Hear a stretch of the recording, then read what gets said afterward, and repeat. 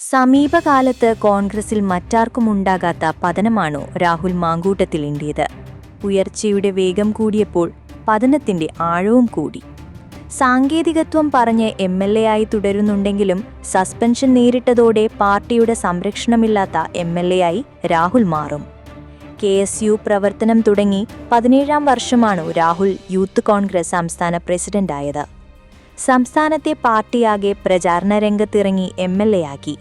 2006 KSUവിൽ അംഗമായ രാഹുൽ ആദ്യം I ഗ്രൂപ്പിലായിരുന്നു. പത്തനംതിട്ടയിലെ സംഘടനാ തർക്കങ്ങളുടെ പേരിൽ A ഗ്രൂപ്പിലെത്തി. 2011 ഒറ്റ ദിവസത്തേക്ക് KSU പത്തനംതിട്ട ജില്ലാ പ്രസിഡന്റായെങ്കിലും ആ പുനഃസംഘടന അന്നുതന്നെ മരവിപ്പിച്ചതിനാൽ ചുമതലയേൽക്കാനായില്ല. ഈ ഘട്ടത്തിലാണ് ഷാഫി പറമ്പിലുമായി അടുക്കുന്നത്. 2020 ഷാഫിയുടെ കമ്മിറ്റിയിൽ യൂത്ത് കോൺഗ്രസ് സംസ്ഥാന ജനറൽ സെക്രട്ടറി, പിന്നാലെ സംസ്ഥാന പ്രസിഡന്റ്, KPCC അംഗം. ചാനൽ ചർച്ചകളിലൂടെയാണു രാഹുൽ സുപരിചിതനായത്. ഇത്തരം ചർച്ചകളിൽ പതിവുള്ള ബഹളത്തിന് നിൽക്കാതെ മികവോടെ കാര്യങ്ങൾ അവതരിപ്പിക്കുന്ന രാഹുലിന്റെ വാക്ചാതുരിക്ക് ആരാധകരെ ലഭിച്ചു. മുതിർന്ന നേതാക്കൾക്ക് കഴിയാത്തിടത്ത് പറഞ്ഞു ജയിക്കാൻ രാഹുലിന് കഴിഞ്ഞതോടെ അവർക്കും അംഗീകരിക്കേണ്ടി വന്നു. BJPയിലെത്തിയതിന്റെ പേരിൽ പത്മജ വേണുഗോപാലിനെ രാഷ്ട്രീയ പിതൃത്വം പരാമർശിച്ച് പരിഹസിച്ചതും വിവാദമായി. യൂത്ത് കോൺഗ്രസ് ജനങ്ങൾക്കിടയിലേക്ക് ഇറങ്ങണമെന്ന് ഉപദേശിച്ച PJ കൂരിനെതിരെയുള്ള പരാമർശവും വിവാദമായി. പ്രതിപക്ഷ നേതാവിന്റെ വിലക്കു മറികടന്ന് PV അൻവറിന്റെ വീട്ടിലേക്ക് അർദ്ധരാത്രിയിൽ അനുരഞ്ജനവുമായി എത്തിയതും ചർച്ചകളിൽ വന്നു. യൂത്ത് കോൺഗ്രസ് അധ്യക്ഷ സ്ഥാനത്തെത്തിയപ്പോൾ വ്യാജ വോട്ട് ചേർത്തു ജയിച്ചെന്ന പ്രചാരണവും അന്വേഷണവുമുണ്ടായി. കേസ് ആവിയായതോടെ വീണ്ടും കരുത്തനായി. ഷാഫി പറമ്പിൽ വടകരയിൽ സ്ഥാനാർത്ഥിയായപ്പോൾ പകരക്കാരനെന്ന നിലയ്ക്ക് ഷാഫി തന്നെ രാഹുലിനെ ഉയർത്തിക്കാട്ടി. ലൈംഗിക ആരോപണം നേരിടുന്ന രാഹുൽ മാങ്കൂട്ടത്തിലിനെതിരെ നിലവിൽ ഒരിടത്തും ഔദ്യോഗിക പരാതിയില്ല. ഇരകളാക്കപ്പെട്ടവർ പരാതിയുമായി പോലീസിനെ സമീപിച്ചിട്ടുമില്ല. ഇത് ചൂണ്ടിക്കാട്ടിയാണ് താൻ നിയമവിരുദ്ധമായി ഒന്നും ചെയ്തിട്ടില്ലെന്ന നിലപാട് രാഹുൽ ആവർത്തിക്കുന്നത്. എന്നാൽ രാഹുലിൻ്റേതെന്ന നിലയിൽ പുറത്തുവന്ന ശബ്ദ സന്ദേശങ്ങളിൽ സ്ത്രീകളെ അദ്ദേഹം ലൈംഗികമായി ചൂഷണം ചെയ്തതിൻ്റെയും ഗർഭചിത്രത്തിന് നിർബന്ധിച്ചതിൻ്റെയും വ്യക്തമായ സൂചനകളുണ്ട്. ഇതിന്റെ ഗൗരവം ഉൾക്കൊണ്ടാണ് പരാതിയില്ലെങ്കിലും കടുത്ത നടപടിയെടുക്കാൻ പാർട്ടി നേതൃത്വം തീരുമാനിച്ചത്. സമൂഹമാധ്യമങ്ങളിൽ രാഹുലിനെ കേന്ദ്രീകരിച്ച് ഏതാനും നാളുകളായി വ്യക്തിപരമായ ആക്ഷേപങ്ങൾ സജീവമായിരുന്നെങ്കിലും ദുരനുഭവമുണ്ടായെന്ന യുവനടി റിനി ആൻ ജോർജ് കഴിഞ്ഞയാഴ്ച നടത്തിയ വെളിപ്പെടുത്തലാണ് അദ്ദേഹത്തിനുമേൽ കുരുക്കുമുറുക്കിയത്. രാഹുലിന്റെ പേര് പറയാതെയായിരുന്നു റിനിയുടെ ആരോപണം. പിന്നാലെ മറ്റൊരു യുവതിയെ ഗർഭഛിദ്രത്തിന് നിർബന്ധിക്കുന്ന ശബ്ദ സന്ദേശം പുറത്തുവന്നു. രാഹുൽ തനിക്ക് മോശം സന്ദേശങ്ങൾ അയച്ചെന്ന ആരോപണവുമായി ട്രാൻസ്ജെൻഡർ അവന്തിക മാധ്യമങ്ങൾക്ക് മുന്നിലെത്തി. യുവതിയെ ഗർഭഛിദ്രത്തിന് നിർബന്ധിക്കുന്ന രണ്ടാമത്തെ ശബ്ദ സന്ദേശം ശനിയാഴ്ച ഉച്ചയ്ക്ക് വന്നതിനു പിന്നാലെ രാഹുലിനെതിരെ കർശന നടപടി വേണമെന്നും രാജിവെക്കണമെന്നും കോൺഗ്രസിനുള്ളിൽ തന്നെ മുറവിളി ഉയർന്നു. രാഹുലിനെതിരായ ആരോപണങ്ങൾ അന്വേഷിച്ച് റിപ്പോർട്ട് സമർപ്പിക്കാൻ പോലീസ് മേധാവിയോട് ബാലാവകാശ കമ്മീഷൻ ആവശ്യപ്പെട്ടിട്ടുണ്ട്. നിർബന്ധിത ഗർഭചിത്രത്തിന് സമ്മർദ്ദം ചെലുത്തിയ രാഹുൽ ഗർഭസ്ഥ ശിശുവിന്റെ ജീവിക്കാനുള്ള അവകാശം ലംഘിച്ചെന്ന് കാട്ടി എറണാകുളം സ്വദേശി ഷിൻഡോ സെബാസ്റ്റ്യൻ നൽകിയ പരാതിയാണ് കമ്മീഷൻ DGPക്ക് കൈമാറിയത്. 2 ആഴ്ചയ്ക്കകം റിപ്പോർട്ട് നൽകാനാണ് നിർദ്ദേശം. സംഭവത്തിൽ വനിതാ കമ്മീഷൻ സ്വമേധയാ ഇടപെട്ടിട്ടുണ്ട്. കേസ് രജിസ്റ്റർ ചെയ്ത് അന്വേഷണം നടത്തി റിപ്പോർട്ട് നൽകാൻ കമ്മീഷനിലെ ഡയറക്ടറെ ചുമതലപ്പെടുത്തി. റിപ്പോർട്ട് ലഭിച്ച ശേഷം തുടർ നടപടി സ്വീകരിക്കും. പാർട്ടിയിൽ നിന്ന് സസ്പെൻഡ് ചെയ്തെന്ന വിവരം ലഭിച്ചതിന് പിന്നാലെ മുണ്ടപ്പള്ളിയിലെ വീട്ടിൽ രാഹുൽ മാങ്കൂട്ടത്തിൽ മാധ്യമങ്ങളെ കാണുമെന്ന് അറിയിച്ചിരുന്നെങ്കിലും പ്രതികരണമുണ്ടായില്ല. മാധ്യമങ്ങളെ കാണുമെന്ന് 2 പറഞ്ഞെങ്കിലും പിന്നീട് അത് ഒഴിവാക്കി. പാർട്ടി നേതൃത്വത്തിന്റെ നിർദ്ദേശത്തെ തുടർന്നാണെന്ന് കരുതുന്നു. ഇന്നലെ ഉച്ചയ്ക്ക് 12 മണിക്ക് കാണുമെന്നായിരുന്നു ആദ്യം പറഞ്ഞത്. പിന്നാലെ അത് 3:30 മാറ്റി. എന്നാൽ നാളിന് വീട്ടിനു പുറത്തേക്ക് വന്ന രാഹുൽ കാത്തുനിന്ന മാധ്യമപ്രവർത്തകരെ അഭിവാദ്യം ചെയ്ത ശേഷം അകത്തേക്ക് പോയി. കഴിഞ്ഞ ദിവസങ്ങളെക്കാളും ഒട്ടേറെ യൂത്ത് കോൺഗ്രസ് പ്രവർത്തകർ രാഹുലിനെ കാണാനെത്തി. രാഹുൽ മാങ്കൂട്ടത്തിലിന്റെ വിഷയത്തിൽ KPCC പ്രസിഡന്റ് പറഞ്ഞതിൽ കൂടുതലായി ഒന്നും പറയാനില്ലെന്ന് ഷാഫി പറമ്പിൽ പറഞ്ഞു. ശക്തമായ തീരുമാനമാണ് പാർട്ടി എടുത്തത്. അത് കേരളത്തിലെ ഓരോ കോൺഗ്രസ് പ്രവർത്തകനും നേതാക്കനും ബാധകമാണ്. ഈ വിഷയത്തിലെ നിലപാട് കൃത്യമായി അദ്ദേഹം വിശദീകരിച്ചതാണ്. അതിൽ കൂടുതലായി ഒന്നും പറയേണ്ടതില്ല, ഷാഫി പറഞ്ഞു. ബാധ ഒഴിഞ്ഞില്ല എന്നാരോപിച്ച് പൂജാരിക്ക് മർദ്ദനം. പാലക്കാട് വീഴുമല ക്ഷേത്ര പൂജാരി സുരേഷിനാണ് മർദ്ദനമേറ്റത്. ഇരട്ടക്കുളംകര കൃഷ്ണൻ 54, മക്കളായ രജനി 24, വിപിൻ 21, കൃഷ്ണന്റെ സഹോദരി ഭർത്താവ് പരമൻ 51 എന്നിവരാണ് സുരേഷിനെ മർദ്ദിച്ചത്. പ്രതികളുടെ ബന്ധുവായ പെൺകുട്ടിക്ക് മാനസികമായ പ്രശ്നങ്ങൾ ഉണ്ടായിരുന്നു. ഇത് ബാധയാണെന്ന് പറഞ്ഞ പെൺകുട്ടിയുടെ ബന്ധുക്കൾ പൂജ നടത്തി. ബാധ ഒഴിപ്പിക്കാമെന്നറിയിച്ച് പൂജയ്ക്ക് നേതൃത്വം നൽകിയത് സുരേഷായിരുന്നു. 2 മാസം മുൻപായിരുന്നു പൂജ. എന്നാൽ പൂജയ്ക്ക് ശേഷവും പെൺകുട്ടിയുടെ മാനസിക പ്രശ്നങ്ങൾ മാറിയില്ല. തുടർന്നാണ് ബന്ധുക്കളായ 3 പേർ ഇത് ചോദ്യം ചെയ്ത് സുരേഷിനെ സമീപിച്ചത്. തർക്കത്തിനിടയിലാണ് സുരേഷിനെ ഇവർ മർദ്ദിച്ചത്. പരിക്കേറ്റ സുരേഷിനെ ആലത്തൂർ ഇരട്ടക്കുളങ്കരയിലെ സ്വകാര്യ ആശുപത്രിയിൽ പ്രവേശിപ്പിച്ചിട്ടുണ്ട്. സുരേഷും ആശ്രമവാസികളും മർദ്ദിച്ചു എന്നാരോപിക്കുന്ന കൃഷ്ണനെയും മക്കളെയും പാലക്കാട് ആശുപത്രിയിലും പ്രവേശിപ്പിച്ചിട്ടുണ്ട്. പാർട്ടിക്കോ പോലീസിനോ കോടതിക്കോ മുൻപാകെ പരാതി വന്നില്ലെങ്കിലും രാഹുൽ മാങ്കുട്ടത്തിലിനെതിരെ സ്വീകരിച്ച ഈ കടുത്ത നടപടി കോൺഗ്രസിന് ഒട്ടും എളുപ്പമുള്ളതല്ലായിരുന്നു. എന്നാൽ പുറത്തുവന്ന സംഭാഷണങ്ങൾ രാഹുൽ നിഷേധിച്ചിട്ടില്ലെന്നത് നേതൃത്വം ഗൗരവത്തിലെടുത്തു. തദ്ദേശ നിയമസഭാ തെരഞ്ഞെടുപ്പുകൾ തൊട്ടുമുന്നിൽ നിൽക്കുമ്പോൾ പൊതുസമൂഹത്തിലും സ്ത്രീകൾക്കിടയിലും പാർട്ടിക്ക് പരുക്കേൽക്കാത്ത വിധം എടുക്കേണ്ട തീരുമാനം വൈകിപ്പിച്ചു കൊണ്ടുപോകാനും കഴിയുമായിരുന്നില്ല. രാഷ്ട്രീയ എതിരാളികൾ ഉണ്ടാക്കിയ സമ്മർദ്ദത്തെക്കാളും ശുദ്ധീകരണത്തിനായി കോൺഗ്രസിനുള്ളിൽ മുറവിളി ഉയർന്നതോടെയാണ് കോൺഗ്രസ് നേതൃത്വം നടപടികളിലേക്ക് കടന്നത്. രാജി തന്നെയാണ് ഒരു ഘട്ടം വരെ ഗൗരവമായി ആലോചിച്ചത്. രാജിവെച്ചാൽ പാലക്കാട്ടെ രാഷ്ട്രീയ സാധ്യത മറ്റൊരു ഉപതെരഞ്ഞെടുപ്പിലൂടെ BJP പ്രയോജനപ്പെടുത്താൻ ശ്രമിച്ചേക്കുമെന്ന് പിന്നീട് തിരിച്ചറിഞ്ഞു. പാർട്ടിക്ക് മുൻപിൽ പോലും പരാതി ലഭിച്ചിട്ടില്ലെന്ന കാര്യവും കണക്കിലെടുക്കേണ്ടി വന്നു. അത് ചൂണ്ടിക്കാട്ടിയാണ് രാജിക്ക് തയ്യാറല്ലെന്നാണ് രാഹുലും നേതാക്കളെ അറിയിച്ചതും. തുടർന്നാണ് സസ്പെൻഡ് ചെയ്തു മാറ്റി നിർത്തുക എന്നതിലേക്ക് കൂട്ടായി കോൺഗ്രസ് എത്തുന്നത്. അതിവേഗമാണ് തീരുമാനമെടുത്തതെങ്കിലും അത് വിശാലമായ ചർച്ചകളുടെ അടിസ്ഥാനത്തിലാണ്. രാഷ്ട്രീയകാര്യ സമിതി അംഗങ്ങളെയും MP-മാരെയും വിശ്വാസത്തിലെടുത്തു. മുൻ KPCC പ്രസിഡന്റുകൾ അടക്കമുള്ള പ്രധാന നേതാക്കളോടെല്ലാം ചർച്ച ചെയ്തു. പ്രതിപക്ഷ നേതാവ് VD സതീശനും KPCC പ്രസിഡന്റ് സണ്ണി ജോസഫും ചർച്ചകൾക്ക് യോജിച്ച നേതൃത്വം നൽകി. രാജിക്ക് വേണ്ടി ആദ്യഘട്ടത്തിൽ പാർട്ടിക്കകത്ത് വീറോടെ വാദിച്ച സതീശനെ ഉപതെരഞ്ഞെടുപ്പ് സാധ്യതയാണ് പിന്തിരിപ്പിച്ചത്. പാലക്കാട്ട് തുടർച്ചയായി 2ാമത്തെ ഉപതെരഞ്ഞെടുപ്പിന് കോൺഗ്രസ് കാരണമായാൽ അടുത്ത നിയമസഭ തെരഞ്ഞെടുപ്പിൽ അതൊരു ചർച്ചയായി മാറുമെന്നതിനാൽ ഏതുവിധേനയും ഒഴിവാക്കണമെന്നായിരുന്നു സണ്ണി ജോസഫിന്റെ അഭിപ്രായം. അച്ചടക്ക നടപടി പ്രഖ്യാപിക്കുന്നതിന് മുൻപായി രാഹുലിനെയും അദ്ദേഹം അക്കാര്യം ധരിപ്പിച്ചു. യോജിച്ച തീരുമാനമാണ് എടുത്തതെന്ന് നേതാക്കൾ അവകാശപ്പെടുന്നെങ്കിലും ഈ പ്രശ്നം ഭിന്നതയുടെ കനലുകൾക്ക് വഴിവെച്ചിട്ടുണ്ട്. നിലമ്പൂർ ഉപതെരഞ്ഞെടുപ്പ് വിജയത്തിന് ശേഷമുണ്ടായ ആവേശം പെട്ടെന്ന് ചോർന്ന സ്ഥിതിയായി. രാഹുൽവായി ബന്ധമുള്ള ചില നേതാക്കൾ ഇന്നലെ സംസാരിക്കാൻ ശ്രമിച്ചെങ്കിലും അദ്ദേഹം ഫോൺ എടുത്തില്ല. വളരെ അടുപ്പം പുലർത്തുന്ന KPCC വർക്കിംഗ് പ്രസിഡന്റ് ഷാഫി പറമ്പിലിനെ കൂടി ബോധ്യപ്പെടുത്തിയാണ് ഈ തീരുമാനം കോൺഗ്രസ് എടുത്തത്. ഇരകൾ ആരും തന്നെ പരാതി നൽകിയിട്ടില്ലെന്ന രാഹുലിന്റെ നിലപാട് അടുപ്പമുള്ളവരോട് ഷാഫിയും പങ്കുവെക്കുന്നുണ്ട്. ഏരിയ കമ്മിറ്റി ഓഫീസുകളുടെ നിർമ്മാണ ഫണ്ട് ക്രമക്കേട് മറയ്ക്കാൻ ഇടുക്കി ജില്ലാ PCM നേതൃത്വം പാടുപെടുന്നു. Thodupuzha east area committee office വിവാദത്തിന് ശേഷം ഉയർന്ന കരിമണ്ണൂർ ഏരിയ കമ്മിറ്റി ഓഫീസ് നിർമ്മാണ ഫണ്ട് ക്രമക്കേടിൽ ആരോപണമുയർത്തിയ വണ്ണപ്പുറം ലോക്കൽ സെക്രട്ടറിയെ കഴിഞ്ഞ ദിവസം നീക്കിയിരുന്നു. ഇതിലെ പ്രതിഷേധം തണുപ്പിക്കാൻ വണ്ണപ്പുറത്തെ ഇന്നലെ അടിയന്തര യോഗം വിളിച്ചു. സംസ്ഥാന സെക്രട്ടറി MP ഗോവിന്ദൻ ഇന്ന് പങ്കെടുക്കുന്ന ഇടുക്കി CPM മേഖലാ യോഗങ്ങളിൽ വിമർശനമുയരാതിരിക്കാനാണ് അടിയന്തര യോഗം വിളിച്ചത്. ലോക്കൽ സെക്രട്ടറി ഷിജോ സെബാസ്റ്റ്യനെ മാറ്റിയതിൽ വണ്ണപ്പുറത്ത് ഒരു ഭാഗം രാജ്യഭീഷണി മുഴക്കി. കഴിഞ്ഞ ലോക്കൽ സമ്മേളനത്തിൽ പ്രതിനിധികൾ തെരഞ്ഞെടുത്ത സെക്രട്ടറിയെ ജില്ലാ secretary CV Varghese, Karimannoor area secretary PP Sumesh എന്നിവരുടെ നേതൃത്വത്തിൽ ഏകപക്ഷീയമായി നീക്കിയതിൽ പ്രതിഷേധിച്ച ലോക്കൽ കമ്മിറ്റി അംഗങ്ങളിൽ ഏതാനും പേർ കഴിഞ്ഞ ദിവസത്തെ യോഗത്തിൽ നിന്ന് ഇറങ്ങിപ്പോയിരുന്നു. ഷിജോക്ക് പകരം അമ്പിളി രവികലയാണ് സെക്രട്ടറിയായി പ്രഖ്യാപിച്ചത്. വണ്ണപ്പുറത്ത് പ്രശ്നം രൂക്ഷമാകുമെന്ന സൂചനയെ തുടർന്ന് ജില്ലാ സെക്രട്ടറി CV വർഗീസിന്റെ സാന്നിധ്യത്തിൽ ലോക്കൽ കമ്മിറ്റി വിളിച്ചുകൂട്ടാമെന്ന് പറഞ്ഞാണ് ഏരിയ സെക്രട്ടറി പ്രവർത്തകരെ അനുനയിപ്പിച്ചത്. 13 പേർ കമ്മിറ്റിയിൽ പങ്കെടുത്തു. പോലീസിനെതിരെ പാർട്ടി പത്രത്തിൽ വാർത്ത നൽകിയെന്ന കാരണം പറഞ്ഞാണ് ഷിജോയെ മാറ്റിയത്. എന്നാൽ കരിമണ്ണൂർ ഏരിയ കമ്മിറ്റി ഓഫീസ് നിർമ്മാണവുമായി ബന്ധപ്പെട്ട ഏരിയ സെക്രട്ടറിക്കെതിരെ ആക്ഷേപമുയർത്തിയതിന്റെ പേരിലാണ് മാറ്റിയതെന്ന് പ്രവർത്തകർ പറയുന്നുണ്ട്. പൊതുമരാമത്ത് വകുപ്പിന്റെ കെട്ടിട നിർമ്മാണ ചട്ടങ്ങൾ പാലിക്കാതെയാണ് ഈ കെട്ടിടം നിർമ്മിച്ചതെന്നാണ് ആശങ്ക. പാകിസ്ഥാൻ ചാരസംഘടനയുടെ പിന്തുണയോടെയുള്ള ഭീകരാക്രമണ പദ്ധതി പഞ്ചാബ് പോലീസ് പൊളിച്ചു. ഒരാൾ അറസ്റ്റിലായി. 4 ഗ്രനേഡുകളും RDX സ്ഫോടക വസ്തുക്കളും കണ്ടെടുത്തു. രവീന്ദർ പാൽ സിംഗ് എന്നയാളാണ് അറസ്റ്റിലായത്.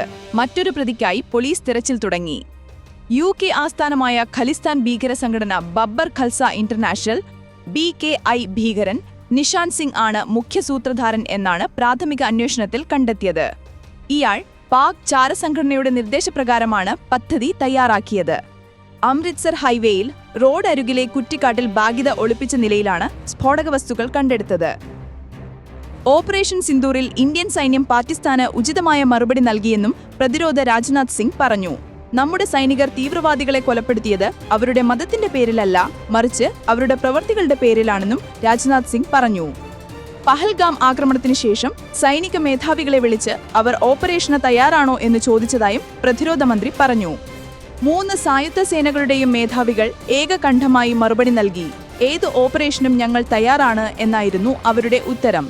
പ്രധാനമന്ത്രി ആവശ്യമായ നിർദ്ദേശങ്ങൾ നൽകി. ഇത് ഇന്ത്യയാണ്. ഓപ്പറേഷൻ സിന്ദൂരിൽ നമ്മുടെ സേനയ്ക്ക് എല്ലാ അതിർത്തി പ്രദേശങ്ങളിൽ നിന്നും പൂർണ്ണ പിന്തുണ ലഭിച്ചു, രാജ്നാഥ് സിംഗ് പറഞ്ഞു.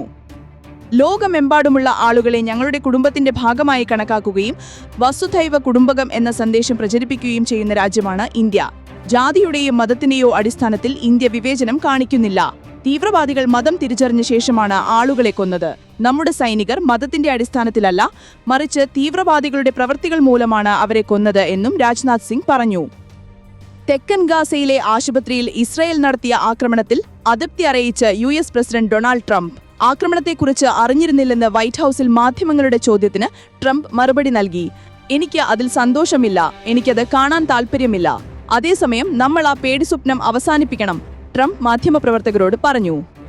തെക്കൻ ഗാസയിൽ ഖാൻ യൂനിസിലെ പ്രധാന ആശുപത്രിയായ അൽ നാസറിൽ ഇസ്രയേൽ നടത്തിയ മിസൈൽ ആക്രമണത്തിൽ 5 മാധ്യമപ്രവർത്തകരടക്കം 20 പേരാണ് കൊല്ലപ്പെട്ടത്.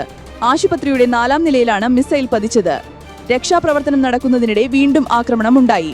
അസോസിയേറ്റ് പ്രസിന്റെ റിപ്പോർട്ടർ മറിയം അബു ദഗ്ഗ, അൽ ജസീറയുടെ മുഹമ്മദ് സലാമ, റോയിറ്റേഴ്സിന്റെ ക്യാമറാമാൻ ഹുസാം അൽ മസ്രി, മുവാസ് അബു താഹ, അഹമ്മദ് അബു അസീസ് എന്നിവരാണ് കൊല്ലപ്പെട്ട മാധ്യമപ്രവർത്തകർ. റോയിറ്റേഴ്സ് ഫോട്ടോഗ്രാഫർ ഹത്താം ഖാലിദിന് പരിക്കേറ്റു. 22 മാസം പിന്നിട്ട യുദ്ധത്തിൽ പലവട്ടം ബോംബാക്രമണവും സൈനിക അതിക്രമവും നേരിട്ട ആശുപത്രിയാണിത്. റോയിറ്റേഴ്സിന്റെ ഹുസാം മസ്രി ലൈവ് റിപ്പോർട്ടിംഗ് നടത്തുന്നതിനിടെയാണ് ആദ്യ ആക്രമണം ഉണ്ടായത്.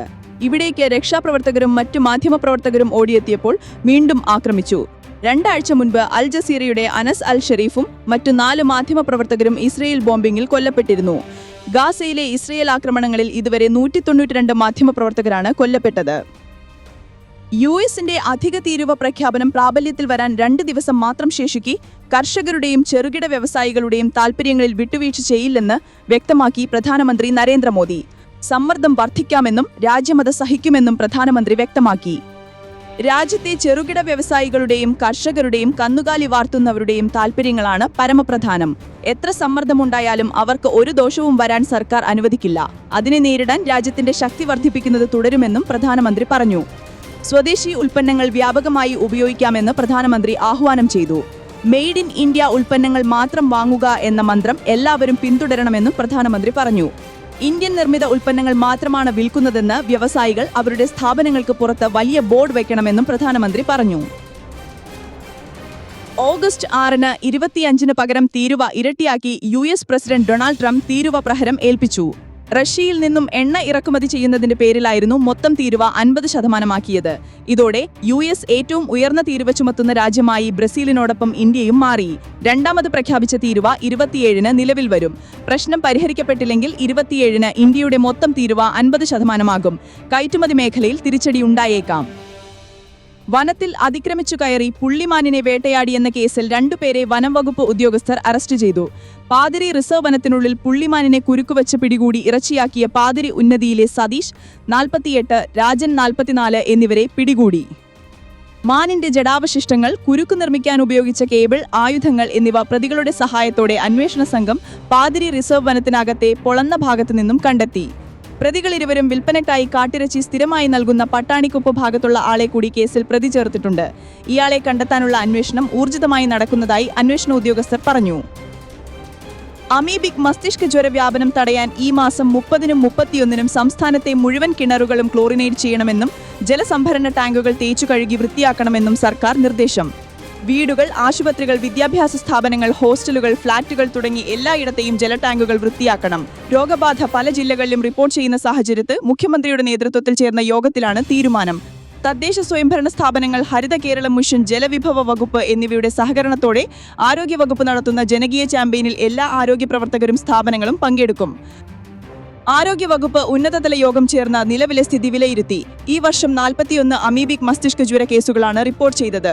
നിലവിൽ തിരുവനന്തപുരം, കൊല്ലം, കോഴിക്കോട്, വയനാട്, മലപ്പുറം ജില്ലകളിലായി 18 ആക്റ്റീവ് കേസുകളാണുള്ളത്. റിസോർട്ടുകൾ, ഹോട്ടലുകൾ, വാട്ടർ തീം പാർക്കുകൾ, നീന്തൽ പരിശീലന കേന്ദ്രങ്ങൾ എന്നിവയിലെ ജലം ക്ലോറിനേറ്റ് ചെയ്യണമെന്നും ക്ലോറിൻ അളവ് പരിശോധിച്ച് ഉറപ്പുവരുത്തണമെന്നും ആരോഗ്യമന്ത്രി നിർദ്ദേശിച്ചു. ഇത് പാലിക്കാത്തവർക്കെതിരെ നടപടിയെടുക്കും. കുടിവെള്ള സ്രോതസ്സുകൾ ആരോഗ്യ പ്രവർത്തകർ പരിശോധിച്ച് ഉറപ്പുവരുത്തണം. പൊതുജനങ്ങൾ ഉപയോഗിക്കുന്ന കുളങ്ങളും ജലാശയങ്ങളും വൃത്തിയാക്കലും അവയിലേക്ക് എത്തുന്ന മാലിന്യ വഴികൾ അടയ്ക്കലും ഉൾപ്പെടെയുള്ള പ്രവർത്തനങ്ങളും ബോധവൽക്കരണവും നടത്തണം. കുളങ്ങളിലും തടാകങ്ങളിലും അടിഞ്ഞ പായലും മാലിന്യവും തദ്ദേശ സ്വയംഭരണ സ്ഥാപനങ്ങളുടെ നേതൃത്വത്തിൽ നീക്കം ചെയ്യണം. വെള്ളത്തിലിറങ്ങുന്നവർ എലിപ്പനി പ്രതിരോധ ഗുളികയായ ഡോക്സിസൈക്ലിൻ കഴിക്കണം.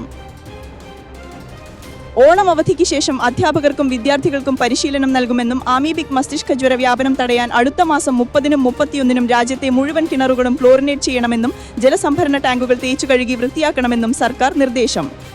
ഓണം പ്രമാണിച്ച് സർക്കാർ ജീവനക്കാർക്കും അധ്യാപകർക്കുമുള്ള ബോണസ് 500 രൂപ വർദ്ധിപ്പിച്ചു. ഇത്തവണ 4500 രൂപ ബോണസ് ലഭിക്കും. ബോണസിന് അർഹതയില്ലാത്തവർക്കുള്ള പ്രത്യേക ഉത്സവ ഭത്ത 2750 രൂപയിൽ നിന്നും 3000 രൂപയായി ഉയർത്തി നൽകുമെന്നും ധനകാര്യമന്ത്രി KN ബാലഗോപാൽ അറിയിച്ചു. സർവീസ് പെൻഷൻകാരുടെ പ്രത്യേക ഉത്സവ ഭത്ത 250 രൂപ വർദ്ധിപ്പിച്ച് 1250 രൂപയാക്കി. പങ്കാളിത്ത പെൻഷൻ പദ്ധതി പ്രകാരം വിരമിച്ച പെൻഷൻകാർക്കും പ്രത്യേക ഉത്സവ ഭത്ത ലഭിക്കും. സംസ്ഥാനത്തെ എല്ലാ സർക്കാർ ജീവനക്കാർക്കും ഓണം അഡ്വാൻസായി 20,000 രൂപ അനുവദിക്കും. പാർട്ട് ടൈം, കണ്ടിൻജന്റ് ഉൾപ്പെടെയുള്ള മറ്റു ജീവനക്കാർക്ക് അഡ്വാൻസ് 6000 രൂപയാണ്. കഴിഞ്ഞ വർഷം ഉത്സവബദ്ധ ലഭിച്ച കരാർ സ്കീം തൊഴിലാളികൾ ഉൾപ്പെടെ എല്ലാ വിഭാഗം ജീവനക്കാർക്കും 250 രൂപ വീതം വർദ്ധിപ്പിച്ചു. 13 ലക്ഷത്തിലധികം വരുന്ന ജീവനക്കാരിലേക്കും തൊഴിലാളികളിലേക്കുമാണ് ഓണം പ്രമാണിച്ചുള്ള പ്രത്യേക സഹായം എത്തുക. കേന്ദ്ര സർക്കാർ നയങ്ങൾ മൂലം സംസ്ഥാനം നേരിടുന്ന സാമ്പത്തിക പ്രയാസങ്ങൾക്കിടയിലാണ് ജീവനക്കാരുടെയും പെൻഷൻകാരുടെയും ഓണം ആനുകൂല്യങ്ങളിൽ വർധനവ് വരുത്താൻ സർക്കാർ തീരുമാനിച്ചതെന്ന് മന്ത്രി വ്യക്തമാക്കി. കഴിഞ്ഞ വർഷം ആനുകൂല്യം ലഭിച്ച എല്ലാ വിഭാഗങ്ങൾക്കും ഇത്തവണ വർദ്ധിപ്പിച്ച ആനുകൂല്യം ഉറപ്പാക്കുമെന്ന് ധനകാര്യമന്ത്രി വ്യക്തമാക്കി. 5 ദിവസം നീണ്ട മാരത്തോൺ അന്വേഷണം. 4 ദിവസം പ്രതിക്ക് പിന്നാലെ 5-ാം ദിവസം പ്രതിക്ക് മുൻപിൽ ഒറ്റത്തവണ പോലും ഫോൺ ഉപയോഗിക്കാതെ മുങ്ങിയ പ്രതിയെ മൊബൈൽ ടവർ ലൊക്കേഷന്റെയോ ഫോൺ വിളി രേഖകളുടെയോ സഹായമില്ലാതെ കുടുക്കി കേരള പോലീസ്.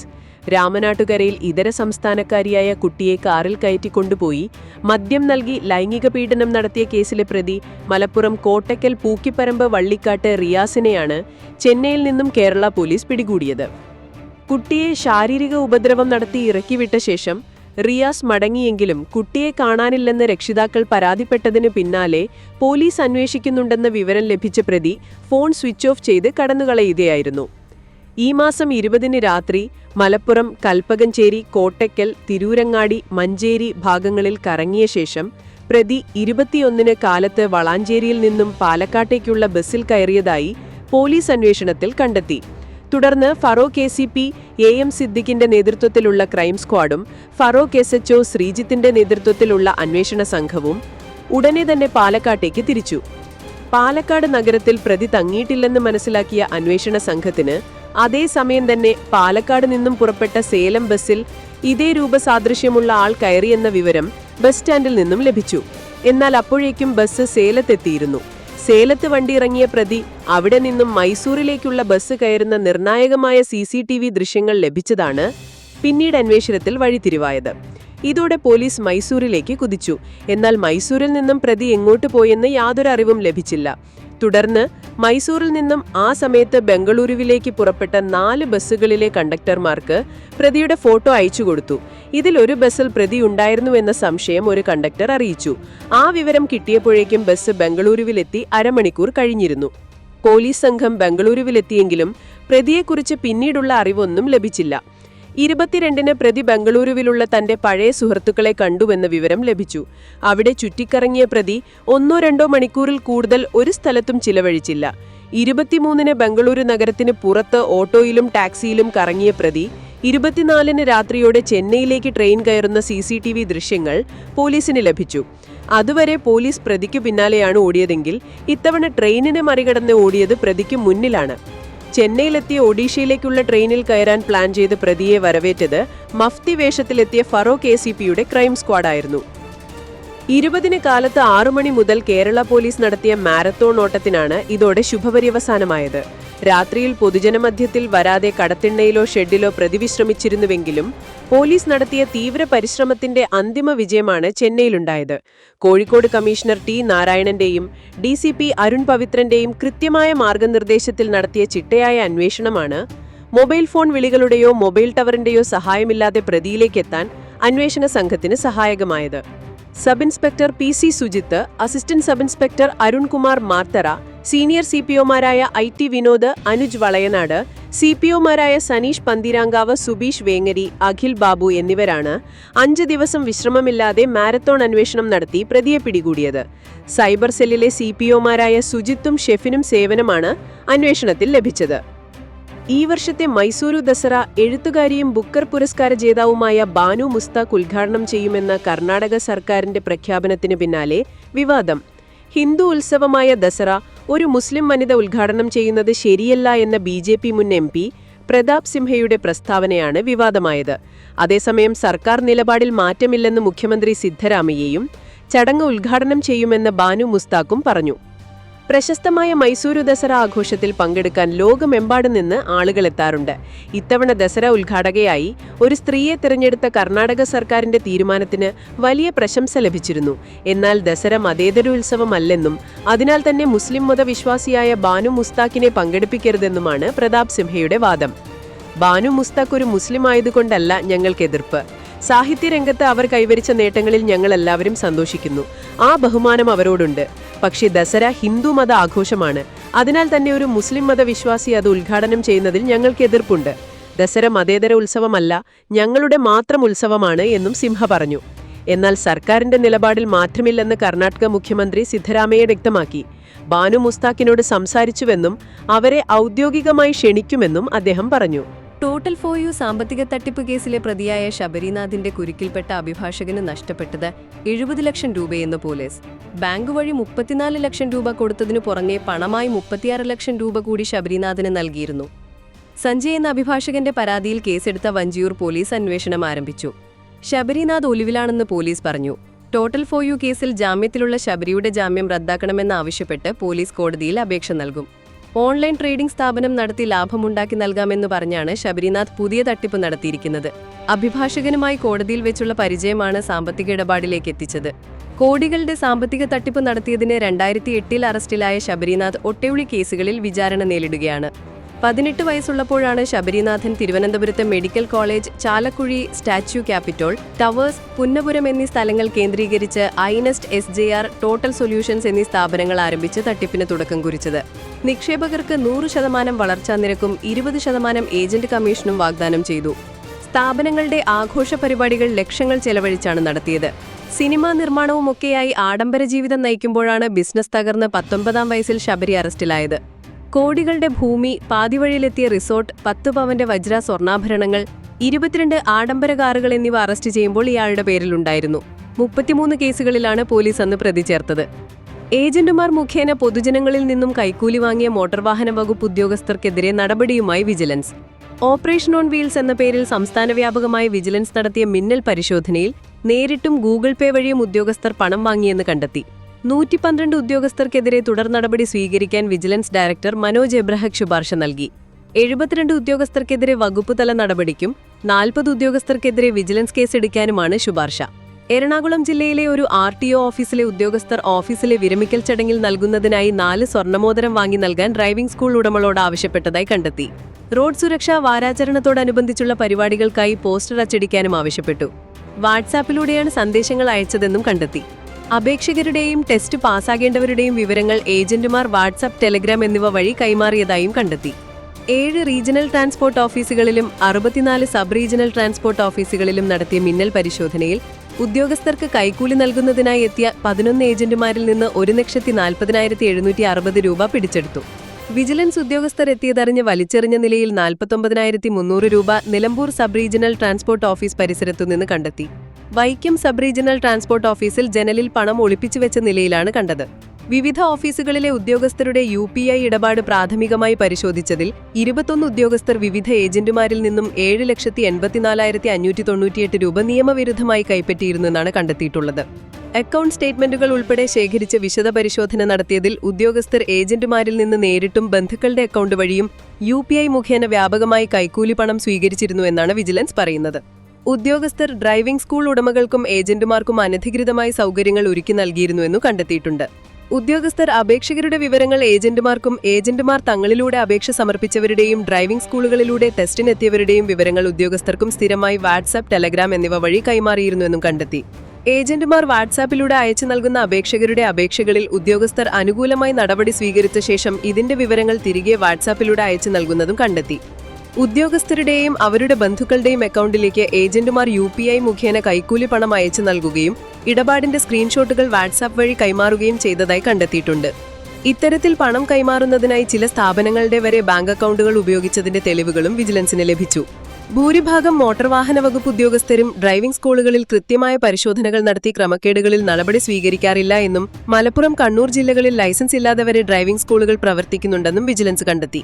പല ജില്ലകളിലും ഡ്രൈവിംഗ് പരിശീലനത്തിനും ടെസ്റ്റിനുമായി ഉപയോഗിക്കുന്ന പല വാഹനങ്ങൾക്കും ഫിറ്റ്നസ്, ഇൻഷുറൻസ്, പൊല്യൂഷൻ സർട്ടിഫിക്കറ്റ് തുടങ്ങിയവയില്ല. ഡ്രൈവിംഗ് സ്കൂൾ ഉടമകളിൽ നിന്ന് കൈക്കൂലി സ്വീകരിക്കുന്ന ഉദ്യോഗസ്ഥർ ഈ വാഹനങ്ങൾ പരിശോധന നടത്തി നിയമ നടപടി സ്വീകരിക്കാറില്ല. ഡ്രൈവിംഗ് ടെസ്റ്റുകൾ ക്യാമറയിൽ റെക്കോർഡ് ചെയ്യണമെന്ന നിർദ്ദേശം ഒട്ടുമിക്ക ഡ്രൈവിംഗ് ടെസ്റ്റ് നടക്കുന്ന സ്ഥലങ്ങളിലും ചെയ്യാറില്ല. ക്യാമറകൾ പ്രവർത്തനക്ഷമമായാണ് കണ്ടത്. ക്യാമറകൾ പ്രവർത്തനക്ഷമമാക്കുന്നതിന് വേണ്ട നടപടികൾ സ്വീകരിക്കാൻ ട്രാൻസ്പോർട്ട് കമ്മീഷണർക്ക് വിജിലൻസ് ശുപാർശ നൽകും. അഴിമതി സംബന്ധിച്ച വിവരങ്ങൾ ലഭിക്കുകയാണെങ്കിൽ വിജിലൻസിന്റെ ടോൾ ഫ്രീ നമ്പറായ 1064 എന്ന നമ്പറിലോ 8592-900 എന്ന നമ്പറിലോ വാട്സ്ആപ്പ് നമ്പറായ 9447779100 എന്ന നമ്പറിലോ അറിയിക്കണം. ദക്ഷിണേന്ത്യൻ സംസ്ഥാനങ്ങളിലേക്ക് രാസലഹരി എത്തിച്ചുവന്ന കേന്ദ്രം കണ്ടെത്തി കേരള പോലീസ്. ഡൽഹി, ഹരിയാന പോലീസിന്റെ സഹകരണത്തിൽ കോഴിക്കോട് ടൗൺ പോലീസ് നടത്തിയ അന്വേഷണത്തിലാണ് ഹരിയാനയിലെ ഗുരുഗ്രാമിൽ രാസലഹരി ഉൽപ്പാദിപ്പിക്കുന്ന കേന്ദ്രങ്ങൾ കണ്ടെത്തിയത്. സംഭവത്തിൽ 3 ആഫ്രിക്കൻ സ്വദേശികൾ പിടിയിലായി. രാജ്യാന്തര ലഹരി മരുന്ന് റാക്കറ്റിലെ 7 വിദേശികളടക്കം 8 പേരാണ് പിടിയിലായത്.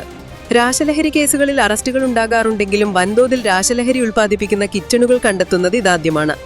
ഈ വർഷം ഫെബ്രുവരി 16-ന് ടൗൺ പോലീസിന് ലഭിച്ച രഹസ്യ വിവരത്തിന്റെ അടിസ്ഥാനത്തിൽ മലപ്പുറം പുതുക്കോട്ട് സ്വദേശി പേങ്ങാട്ട് കണ്ണനാരിപ്പറമ്പ് വീട്ടിൽ സിറാജിനെ ടൗൺ പോലീസ് സ്റ്റേഷൻ SI മുരളീധരന്റെ നേതൃത്വത്തിലുള്ള ടൗൺ പോലീസും ഡാൻസഫും ചേർന്ന് 778 ഗ്രാം MDMA-യുമായി പിടികൂടി.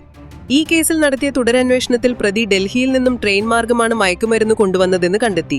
പ്രതിയുടെ ബാങ്ക് അക്കൗണ്ടും മൊബൈലും പരിശോധിച്ചപ്പോൾ ലഹരിമരുന്ന് വാങ്ങിയത് നൈജീരിയൻ സ്വദേശിയിൽ നിന്നാണെന്ന് മനസ്സിലായി. പ്രതിയുടെ അക്കൗണ്ടിൽ നിന്നും മറ്റു 2 നൈജീരിയൻ സ്വദേശികളുടെ അക്കൗണ്ടിലേക്കും പണം കൈമാറിയെന്നും ഈ പണം ഹരിയാന, ഡൽഹി എന്നീ സ്ഥലങ്ങളിൽ വെച്ചാണ് പിൻവലിച്ചതെന്നും അന്വേഷണ സംഘം കണ്ടെത്തി.